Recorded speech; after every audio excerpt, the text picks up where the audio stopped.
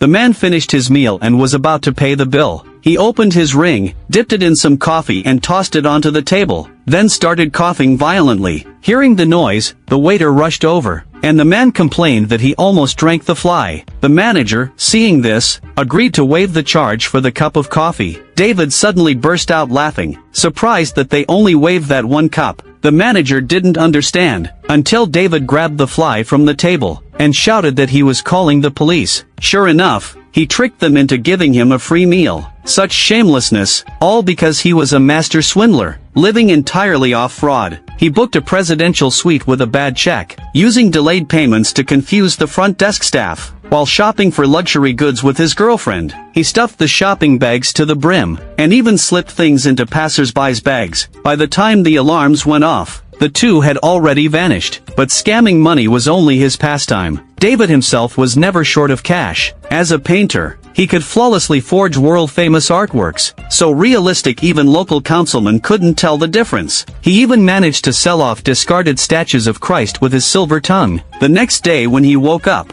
he was neck-deep in trouble. Selling Jesus statues had caused a sensation. His forged masterpieces were being exposed one after another, and thugs even smashed up David's home. Now the entire city was after him, and David hastily packed his things and fled. Just as he hit the road, he ran into someone, a woman climbing up from the ground, and to his surprise, it was his girlfriend Lisa. It turned out Lisa had been inspected by city officials, and to keep her food truck, she handed over everything she owned. That very night, the real city inspectors arrived, and directly towed the food truck away. Penniless, she had no choice but to turn to David. Realizing each other's predicament, the two decided to hit the road together, but they soon got into a huge fight over the route. David drove off and left her behind, forcing Lisa to continue on foot. That's when she noticed. Police up ahead were inspecting vehicles. Seeing David about to be caught, she rushed forward pretending to be pregnant, shouting that David was a bastard. David instantly played along and yelled back. The police bought it and let them go. Having escaped disaster, the two went completely wild, cheating their way around. With food and clothing no longer a worry, they set their sights on a cruise line, a prize fat with riches.